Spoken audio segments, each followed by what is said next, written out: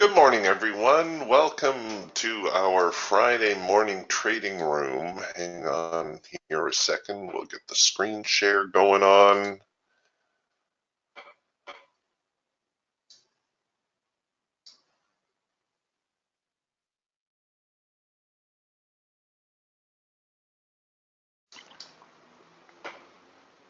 Okay, hold on here a second. I can't multitask.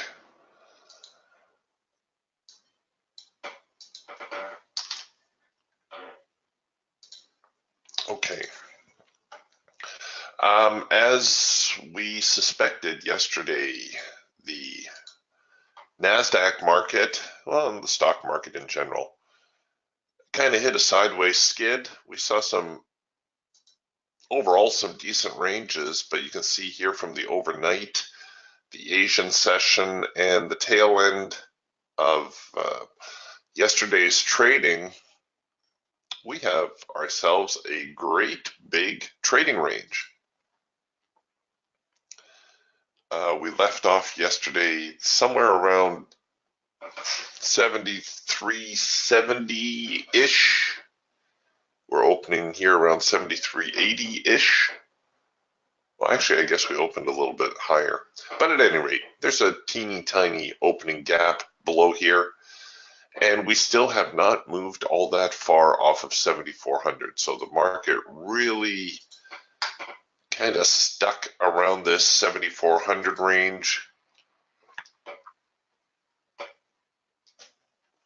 If I bring over a daily chart, you kind of get a better feel for what's going on.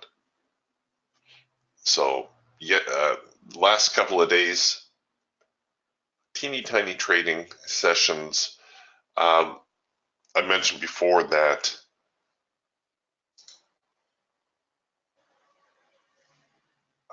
when you get these tiny bars with large amounts of volume going on, you should sit up and take notice, because normally big volume is associated with big bars, right? You don't expect big volume on small bars, but we'll see.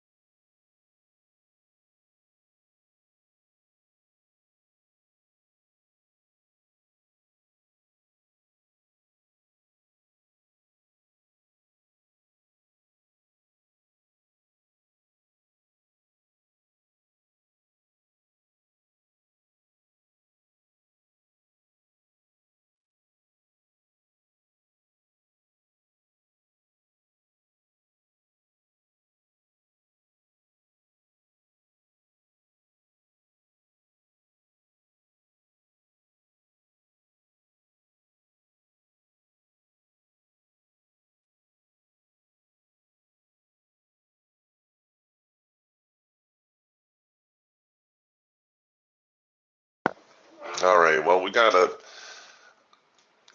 sort of a conflicted market here, as you might anticipate. The hawk and the hawk more so. The hawk is full on bearish right now.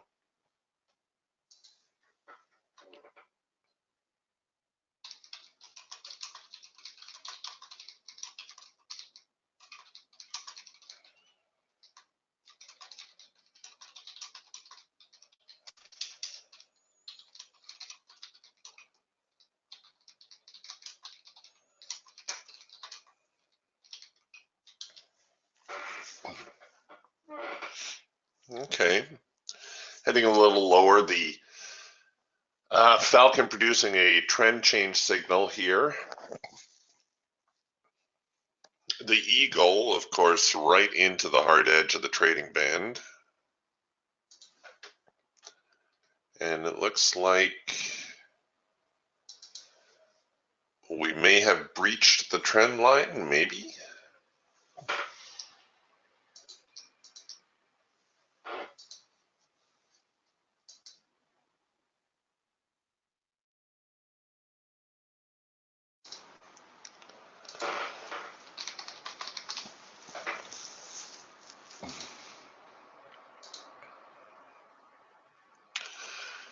And we've also got the Raptor. So the Raptor cloud as a whole is fairly flat. It's not like this cloud here that has some momentum to it. We got a little bit of an angle going. There was some momentum building here, but since then it seems to have waned. Notice how flat and sideways the band seems to be moving. But all that would be very typical for a sideways moving market.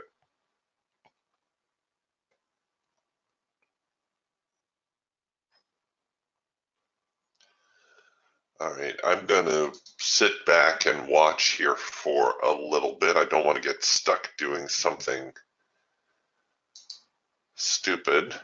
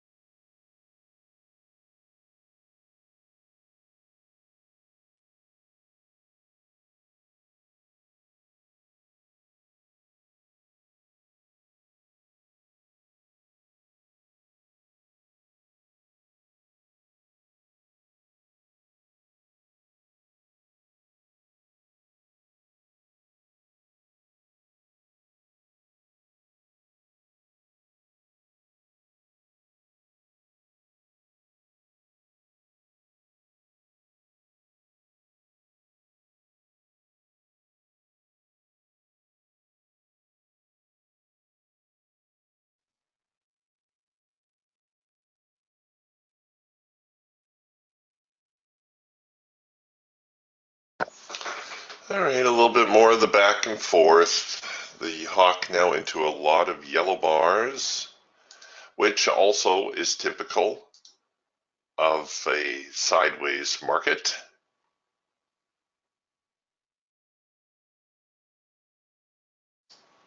While we're waiting on this,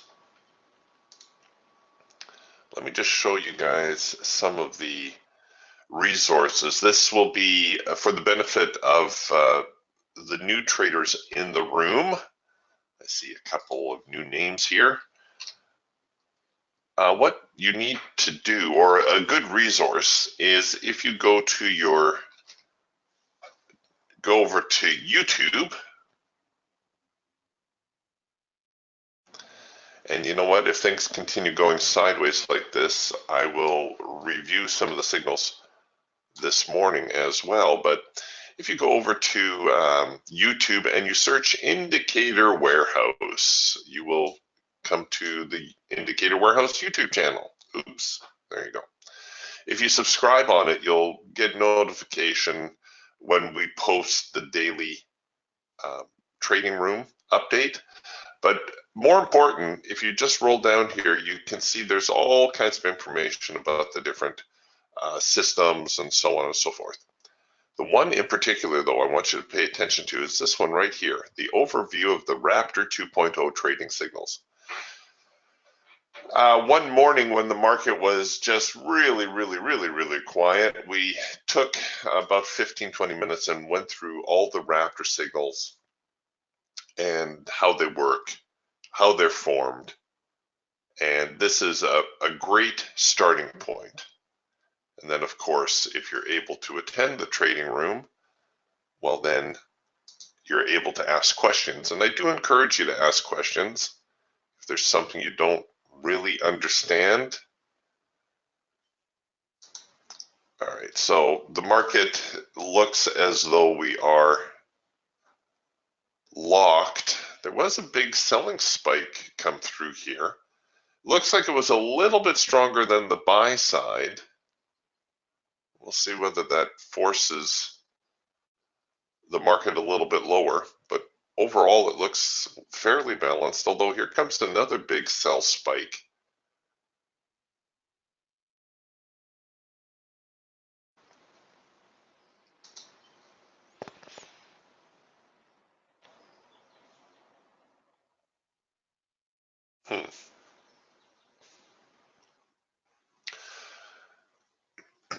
When you first open up your chart and you're taking a look at your market and you're considering taking a trade, I think the first question you need to answer is, do we have a trend? What is the market condition?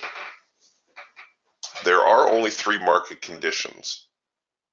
The market can be moving up, in which case the chart will start here in the lower left and move to the upper right. That will be an uptrend. The market can be moving down, in which case we're going to start here in the upper left and move to the lower right. That would be a downtrend. Or the market can be moving sideways, in which case you're going to see a lot of price overlap and you're going to get more than one of these higher to lower moves.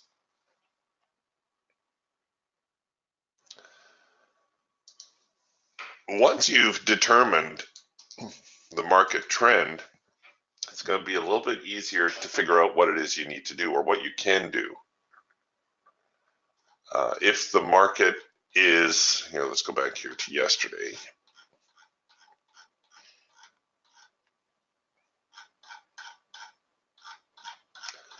Sorry if I'm making you dizzy. Oh, here, let's just scroll it over. Okay, so here was yesterday's trading. So the market opens up, makes a little bit of a rally higher. Okay, so the market opens right here. Makes a little bit of a push higher. At this point, I would have started to consider that the market may be in an uptrend. But after that, we got this quick little 232 style reverse signal, and then the market started to head lower. At this point, I'm thinking, okay, the market's no longer in an uptrend. It's either going to be in a downtrend or it's going to start moving sideways. Once I've determined that, then I can start taking steps to take advantage of signals. And from this point on, it becomes more a matter of logistics. And by that, I mean, if you can afford the risk, you take the trade. If you can't afford the risk, you may have to pass on the trade until you get a setup that you can afford.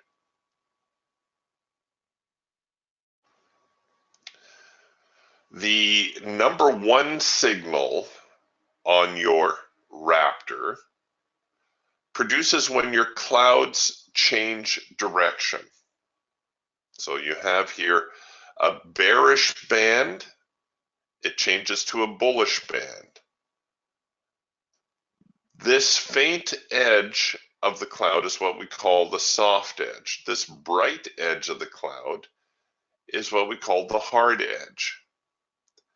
People sometimes ask me about this second faint edge that's in here. Yes, that's also a soft edge. Honestly, I don't pay that much attention to it. Now, maybe I'm missing something. You know, if you come across something and you say, "Hey, Eric, such and such happens with the soft edge," I'd appreciate you letting me know. But otherwise, I simply use the soft edge relative to the hard edge to determine the directionality of the market. So when the cloud is stacked thusly, I'm looking to buy, and when it's stacked the opposite way, I'm more interested in selling.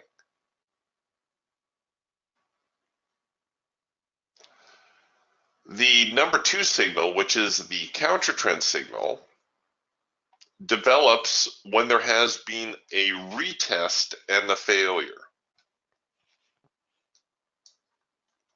So the market comes up, stumbles a little bit, tries to recover the trend, and all of a sudden it goes.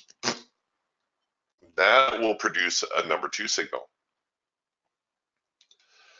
Number two signals in a strong trend are problematic because very often they will fail. Very often the market will recover at the hard edge. Therefore, I always prefer to take a follow-up number two signal, if at all possible. Occasionally, the market will bolt on you here. You won't get a second chance. But more often than not, you'll see a little bit of a reaction as the market encounters the hard edge. And we always expect a reaction when the market hits the hard edge. So there's our little reaction, and then we come back with yet another number two signal.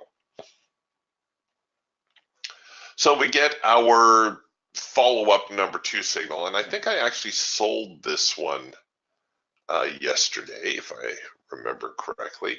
The nice thing about counter trend signals is you know where to place your stops, right? Stops have to go above the high or the low, as the case may be.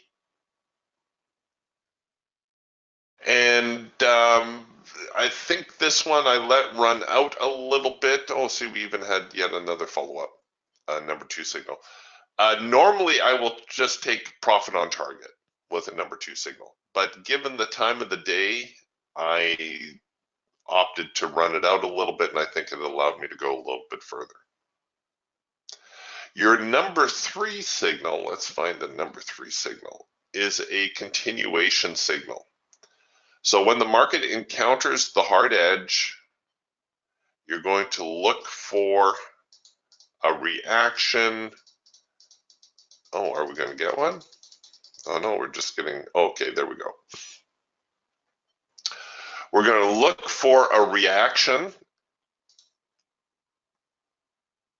and the market may be to resume the trend. All right, so your number three signal is a continuation signal. First off, you have to have a trend to continue. And again, then it becomes a matter of logistics. What do I mean by that? Can you afford the risk? for starters? Well, I could probably, we have all this resistance zone right here. You can see the market keeps hitting this 73, 73, 74 area. All right, so let's say I just choose to cover it to the hard edge up here. I can afford the risk. Okay, that's check box number one. Box number two says, can I do something with this trade before we encounter support again? All right, well, this is a little bit more problematic now, because you can see my high probability profit objective is below the low of the morning. And I may be starting to question, well, is this market losing momentum? After all, we had a little bit of a pullback. We did not quite get to the hard edge here, but we did see the market try to resume the trend at one point already, and it failed. It came back, hit the hard edge, made a teeny tiny attempt to resume, came back, and now it's going to make another push. Is it a high probability signal? Yes, absolutely. Is it a cherry trade? No, not really. Okay, so maybe instead of running two contracts, if I'll change here to manual mode and I'll just run a single contract. So let's set it up now to run a single contract. Is there enough room in here that I can perhaps manage my trade if the market goes down for a bar, brings me in, and then starts to reverse?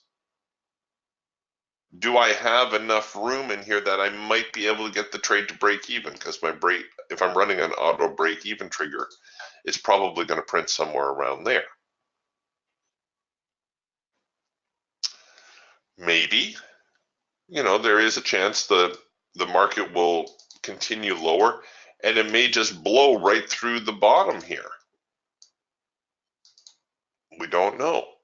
So that's why I said it becomes a matter of logistics. It becomes a matter of planning. The final question you can ask yourself is, if I'm taking 2 or 3 trades a day, if that's my goal, is this one of the best setups I'm going to see today? Well, the answer to that is probably no.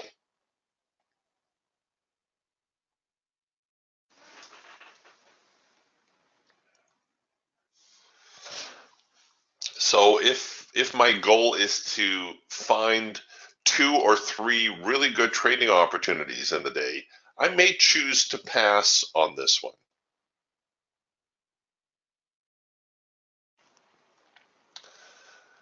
All right, but let's say I choose to take it. Let's play it forward and see how we might manage this trade. Okay, so we're brought in. The market makes a little bit of a reaction against us, starts to move in our favor. Okay, now at this point, it looks as though the sellers have recommitted to making a run at the low, right? We saw a little bit of a bearish move here off of the signal. The buyers reacted, and now the sellers are going to try to move the market. Given the overall condition of this market, I might start to roll my stop. So if I'm going to stay 2 swings back, at this point I can start to micromanage a little bit. Maybe I'll put my stop here. If I'm a little bit more anxious on the trade, maybe I'll put my stop there. So I've effectively cut my risk in half. Let's see what happens on the next bar. Okay, the market reacting again. And it looks like I'm going to get stopped. Oh, maybe not. Okay, so the seller's recommitting one more time. This becomes a little bit of a judgment call at this point. You can either start to roll bar for bar when and if the market heads lower, or you can just leave your stop right here. Effectively, we have about $90 at risk. All right, now we're producing yet another number 3 signal, so it's looking as though the market may try to head lower, and it does not, stops us out. This is what I would call a good loss. We did everything correctly, but the market did not respond as expected, so we got tagged. We took a loss. It was not a major loss. These are not the kind of losses that are going to wipe you out. But like I said, the condition of the market, sorry about that. The condition of the market was that, was this the ideal trade? You know, was this the best looking number 3 signal? No, probably not. And you can see we kind of had a lot of sideways stuff going on. Look at these signals that are printing here this morning. These are all high probability signals in the fact that the trading parameters, the programming parameters have been met. Do you want to take any of these signals? Does this look like a promising opportunity? Does this look like one of the best trade setups today? No.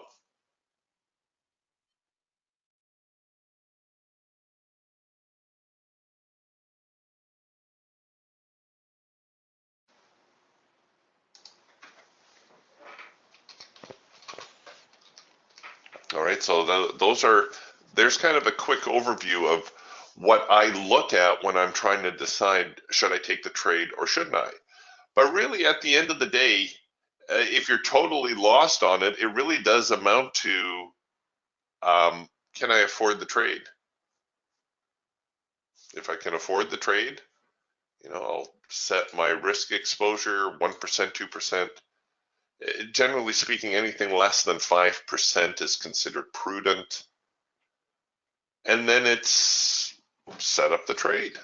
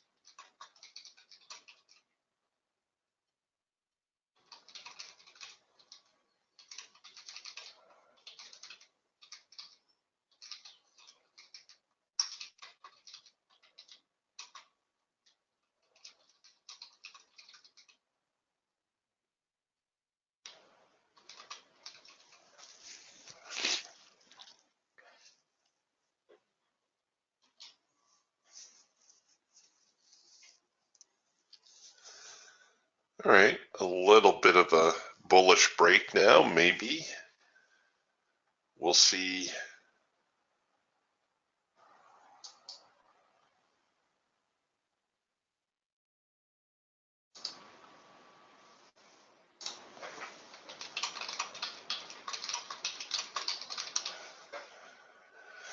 Maybe we'll see some follow through here.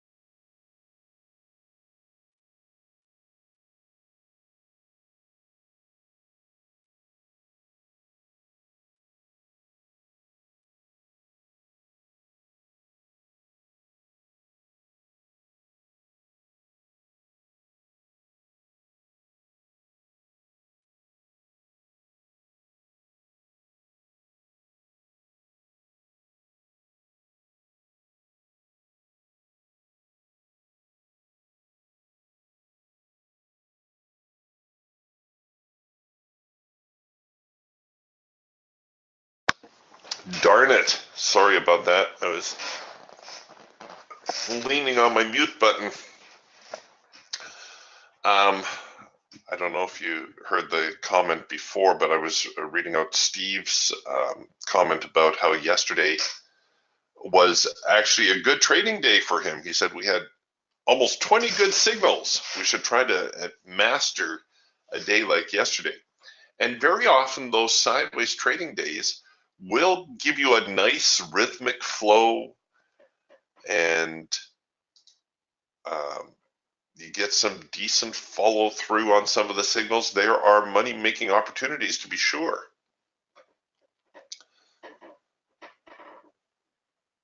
Very often people come to the software and they look at all these signals and they think they need to trade every single signal, and then they get upset and they'll write me and say, you know, what's wrong with your software? I sold here and I lost money, and I bought here and I lost money. Well, yes, it's not meant to buy and sell every single signal. Unfortunately, there is still a little subjectivity involved. We've tried to remove most of it, but you still have to kind of analyze what's going on here. People always asking about a black box system. They just want the computer to trade for them. I get it. I get where they're coming from. But you need to remember too that even the high frequency trading firms will burn out a trading program in about a week doing their high frequency trading. And they have rooms full of PhDs trying to outsmart the marketplace. Imagine that. And then there's us. It's not to say, you know, that we're at an advantage or a disadvantage. If anything, the market, it's like the old Colt 45 and back in the Wild West. You know, it's the great equalizer. Nobody has an advantage here. I don't know how many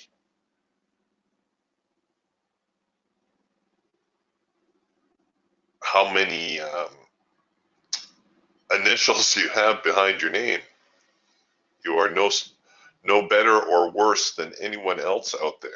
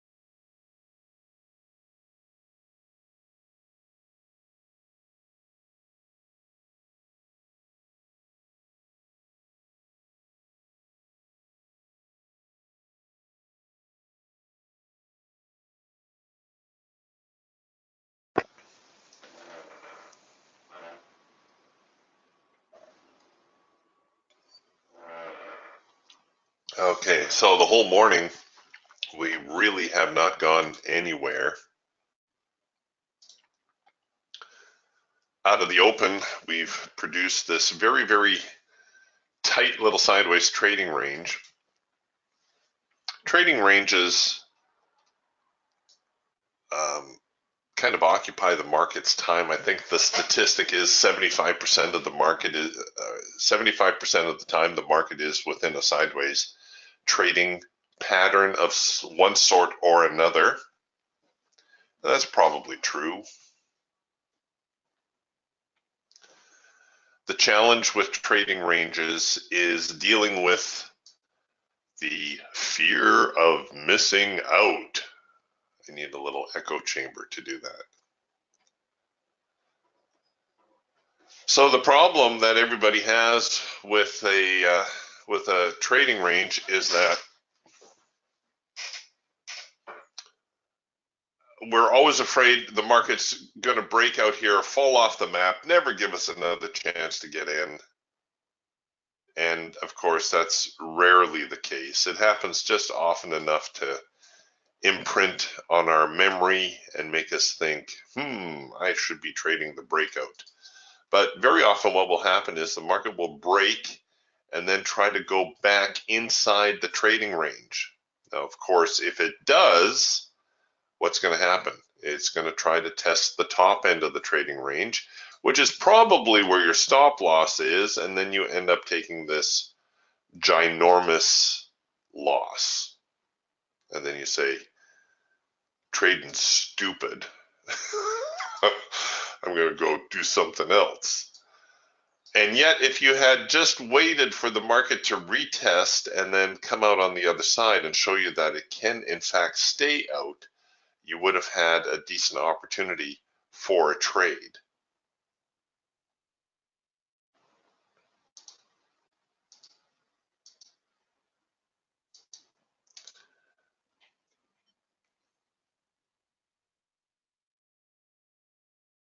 Great question here from Don. Don asks, when you evaluate the trend for the day, do you consider what happened in the overnight market or only the previous day session? Very often, if the market has had a defined overnight trend, let me see if we can find one here, it will try to reverse on the open. So I think we need to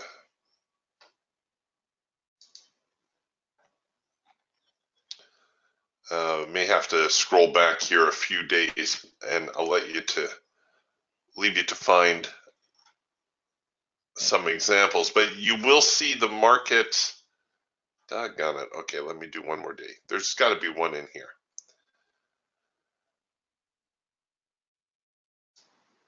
Okay, it's not ideal, but it'll prove the point. So the market left off here. This is the Asian and the overnight. Not the steepest of trends, but still, it's a little bit of a downtrend. The market's been drifting a little bit lower through the overnight. Off of the open, I will usually expect the market to reverse that. It's not always a big reversal, but I would anticipate the market to reverse the overnight trend, at least initially, if you're looking to get something going on out of the open. As far as the day itself goes, I try to give the market about,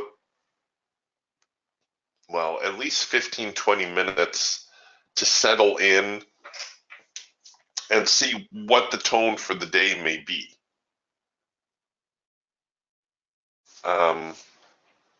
You can do this on your Raptor charts or your DTS charts. It's usually really quite obvious. You can also do it on a time-based chart if you want a different point of view. So here again, this is my daily chart, but let's say we take a look at, I don't know, 15 minutes. Oh, here we'll do a 5. And let me throw the daybreak lines in here.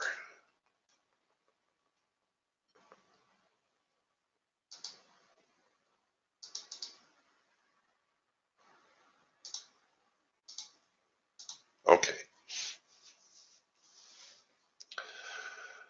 So if we look at, say, the first 20 minutes of trading, that's not an ideal example, but it shows a market that was very strong out of the open. Oh, actually, this day would have been a good reverse day.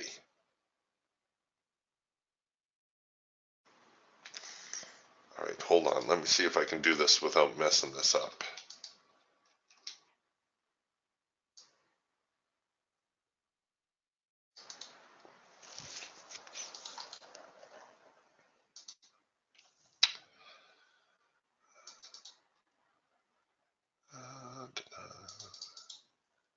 Okay, so all I'm doing is I'm changing the time from the regular trading hours to a 24-hour session.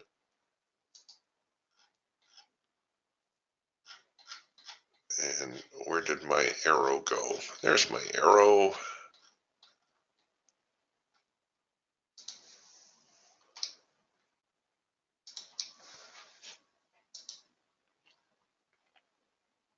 All right, so here now is the overnight.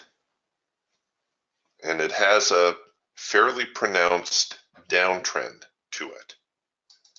It looks like it was slowing a little bit, but this is the kind of thing that you want to see. You want to see a reasonable trend through the overnight. In fact, we could even take this back a little bit further into the Asian session. There we go. And then what happens off of the open? Boom, the market starts to reverse the overnight trend. That will happen more often than not. Sometimes the market will try to recover and continue with the overnight trend, but if you're looking at your chart, and it doesn't matter, you can do this on the Raptor, you can do it on a 5-minute chart or a 15-minute chart if you want a different point of view. The point is that the market has some sort of trend going on in the overnight. If the overnight is just dead sideways as well, there's no difference there, is there? But that's a great question. But apart from that, I do try to take the session independent of what's been preceding it. You know, I'll keep an eye on, is the market in an uptrend? Again, just back here to the daily chart for a second. Stop that. After these, after we had some very strong bullish days here, the chances are going to be pretty good that the next day will be bullish as well. You can see the market will try to do 3 or 4 days in one direction, especially if it's strong. See how it closed very strong here, strong close here, reasonably strong close here. You can probably expect a little bit more bullishness to follow through. So here too, we have a very strong day, another very strong day. So we can anticipate another relatively strong day. This is where we're at now. Look, we've had a strong day, but now we have a weak day and another weak day. So is it a surprise that we're having, another sideways day? No, not really. If this market starts to unwind, and let's say we get a strong bear bar, I would be more inclined to see another bearish bar on Monday. So that's kind of how I look at the overall of the marketplace. What seems to be the market's bias? And you're going to find with a market like the NASDAQ, let's see if we get a good perspective. No, we don't. You're going to find anything related to the stock market. The stock market's been on a rally for 25 years. It's very likely not going to stop rallying.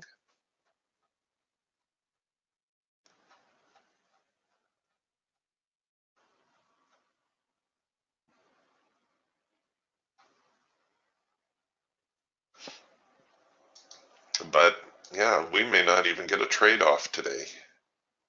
It's just that kind of day.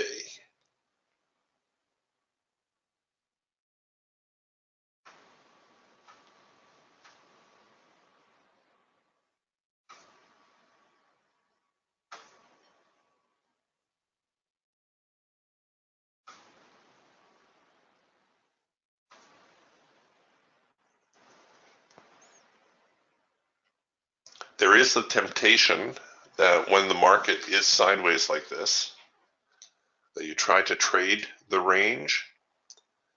When you're in a trading range, it's this bottom quarter, bottom third where we have all the buying, and it's this top quarter, top third where we have all the selling.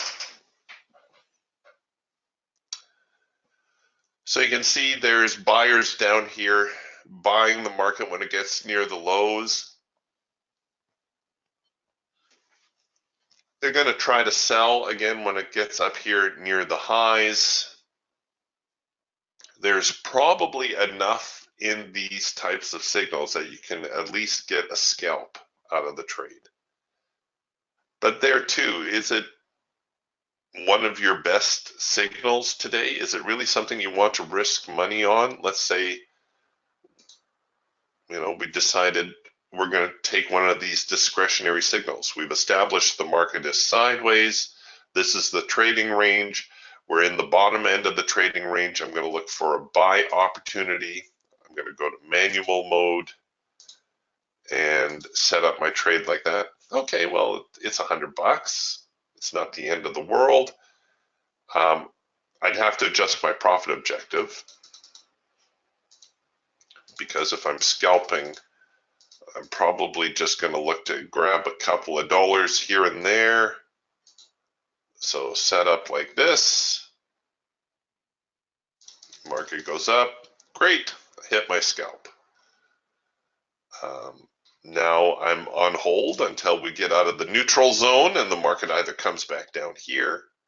I look to buy again, or it gets up here and I look to sell.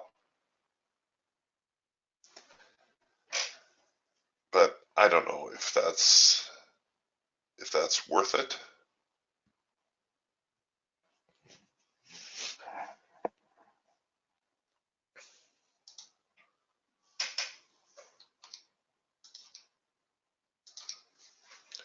And there will be days that are just not worth trading. And then there's going to be other days where it's like shooting fish in a barrel. You'll be putting on trades pretty much as fast as you can, and they're all going to be working out. Those are great days. I love those days.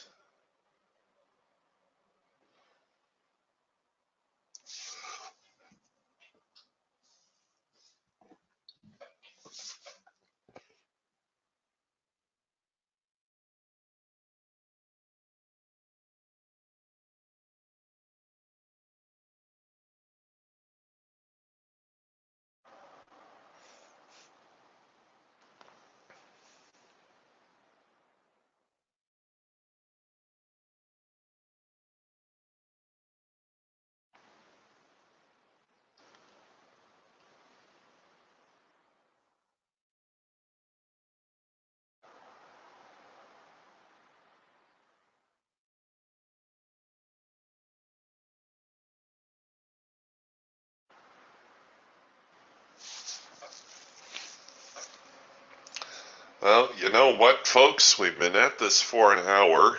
We haven't seen anything tradable. We'll give them a few more minutes here to come around, but I think we're going to just see a bit of a dud of a day. I could see the market trying to drift back maybe near yesterday's lows. You can see our daily trading range very, very tight.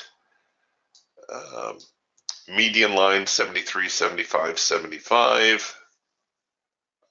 Move here to the primary support 73.63 half. That would probably be a home run today.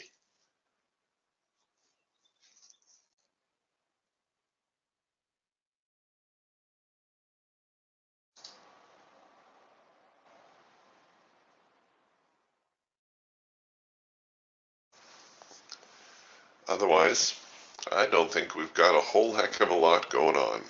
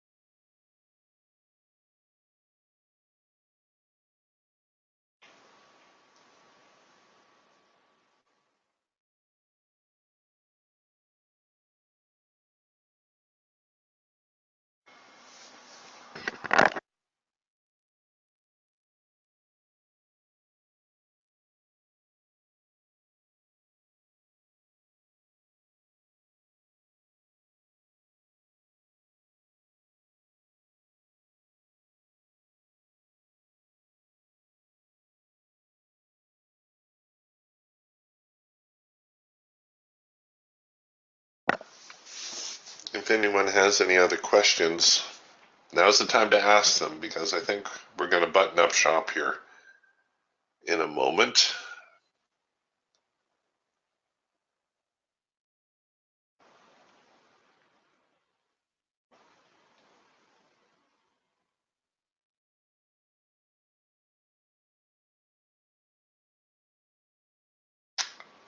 Okay, good question here from Robert.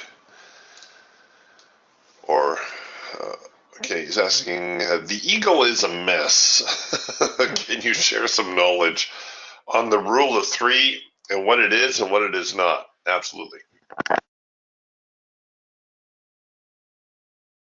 Okay, so for you eagle traders, your rule of three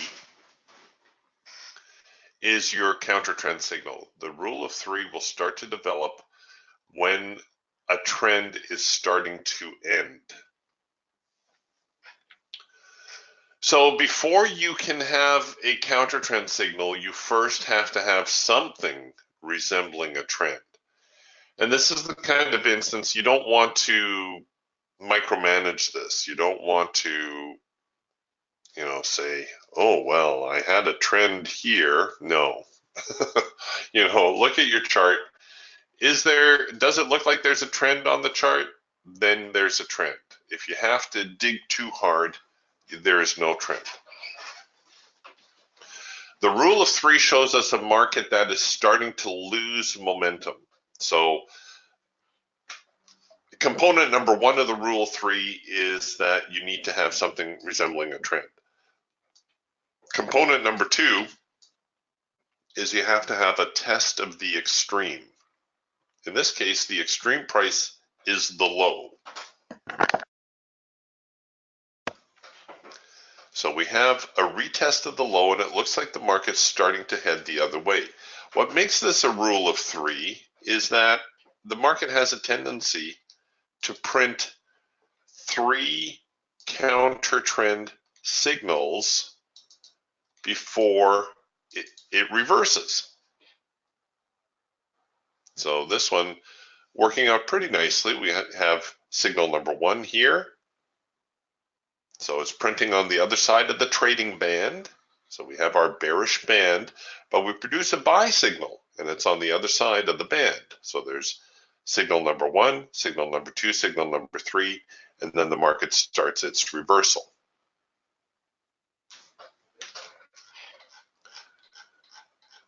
Let's see if I can find yet another one. Because the market's been so sideways, it's been kind of tough to find these rule of threes. Okay, here's a interesting variation. no doubt we have a trend here. We have several retests of the low.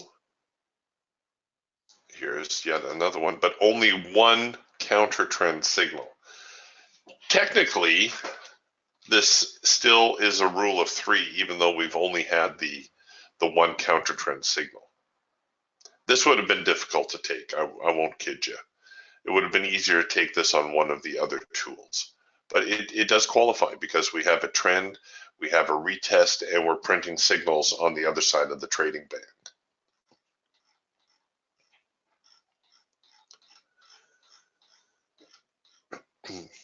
All right, so sometimes people ask me, well, do these count for rules of three? No, not really. Why? Well, we have a trend, no doubt about that. Where is the retest and the failure? We don't have one, do we? On every retest, the market continues lower. So the trend is still intact. This is a bit of a drawn out rule of three. We've had a strong uptrend, and now we're starting to produce counter trend signals. It isn't normally drawn out this far, but as you can see, it can happen.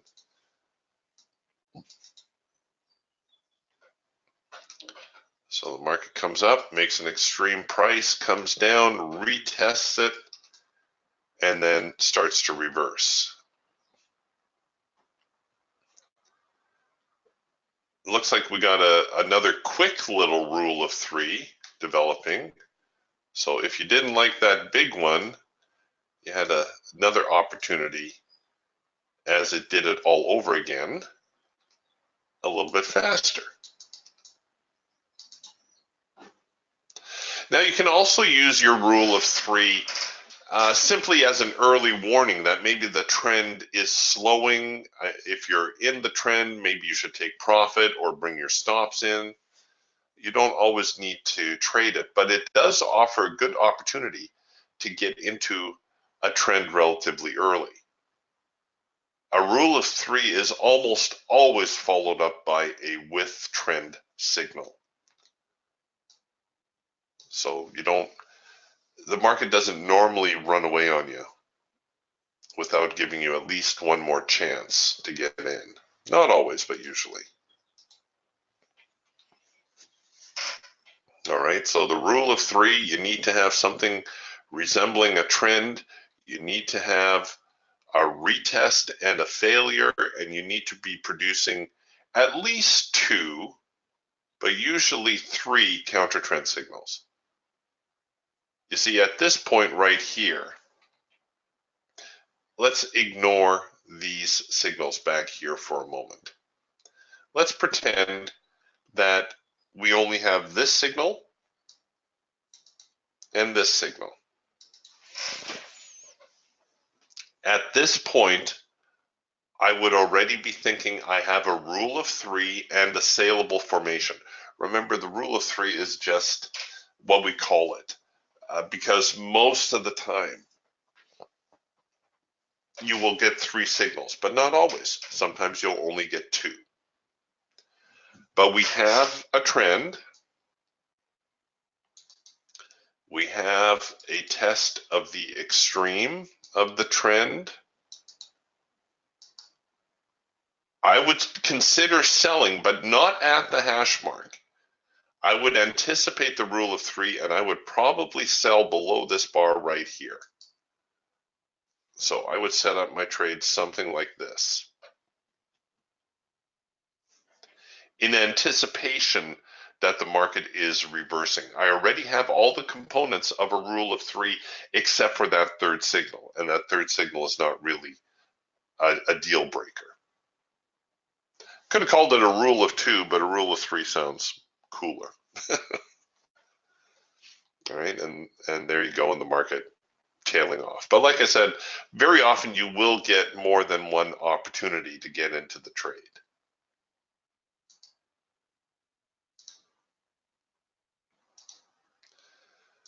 So how's that? Is that clear as mud? Here we've got loads of counter trend signals, right? We've got,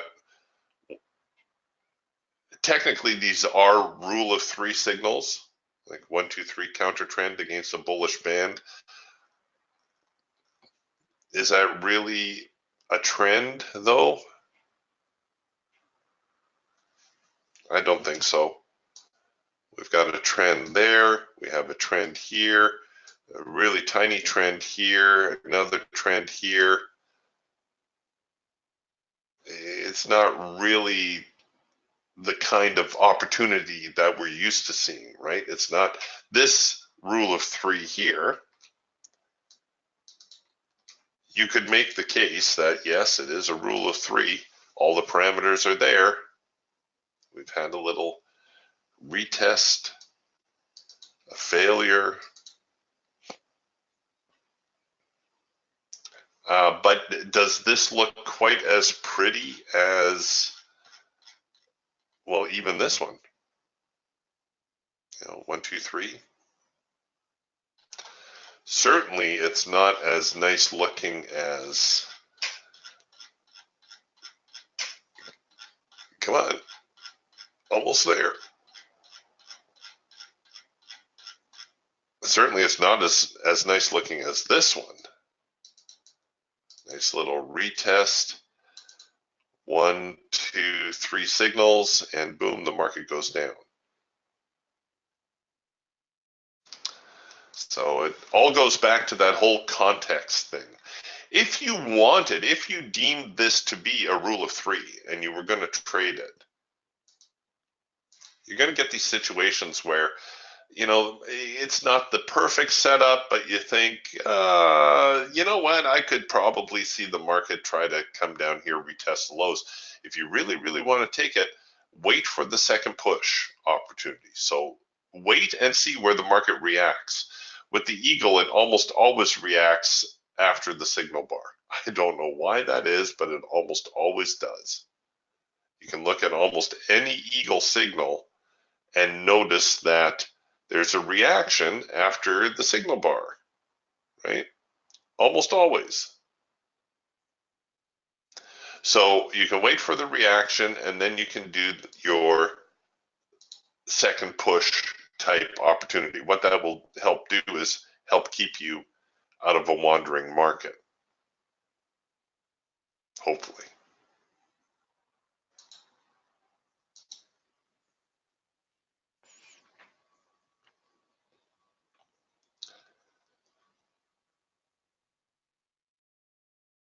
All right, a little bit of a bull push.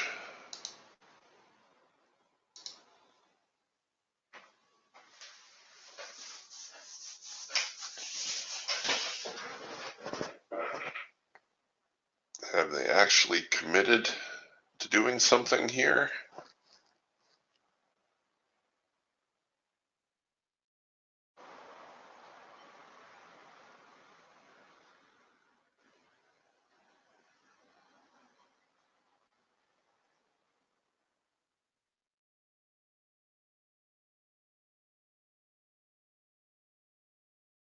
Or are they simply toying with me?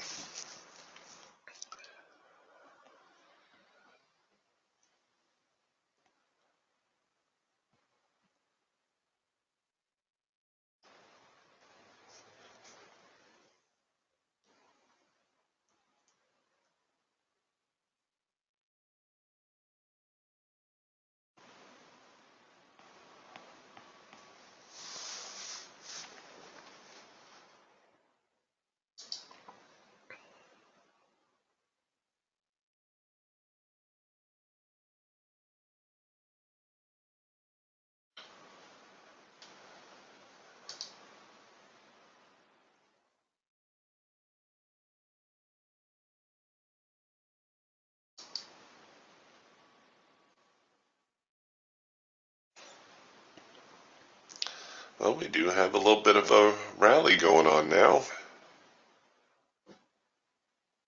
Again, I'm not sure we're going to get anything tradable out of this.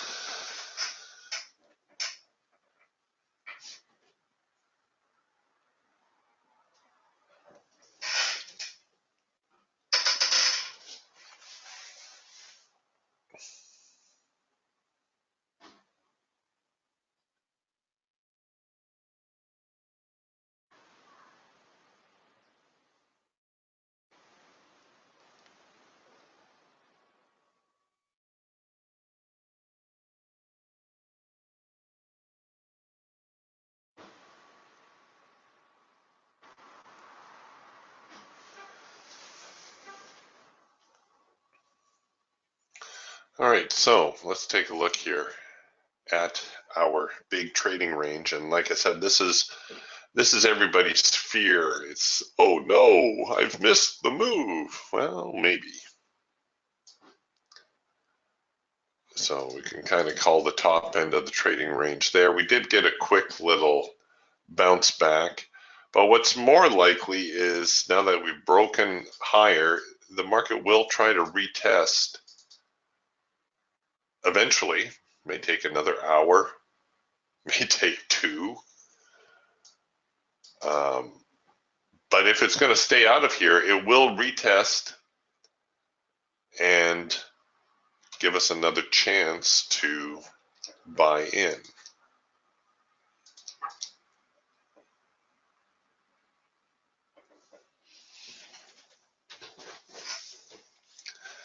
This is the hard part of trading, the waiting.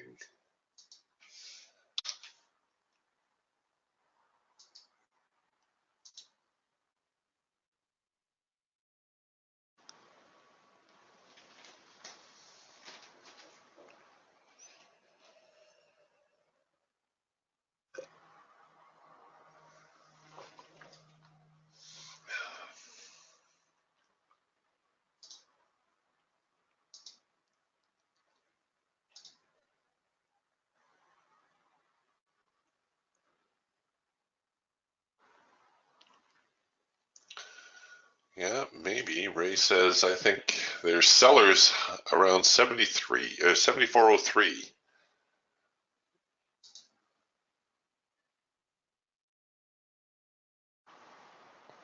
Well, they better start hopping in because the buyers have already blown past them.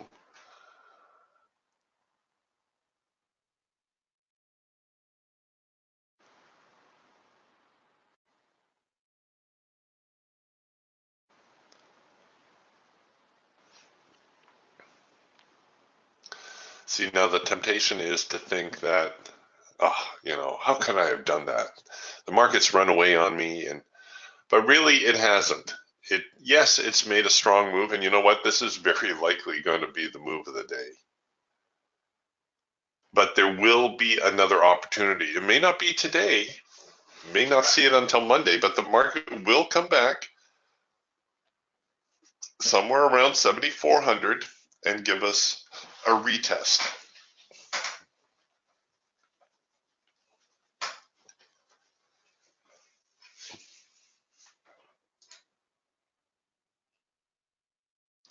It's tough to keep your edge too when the market is this dull, when there's nothing going on.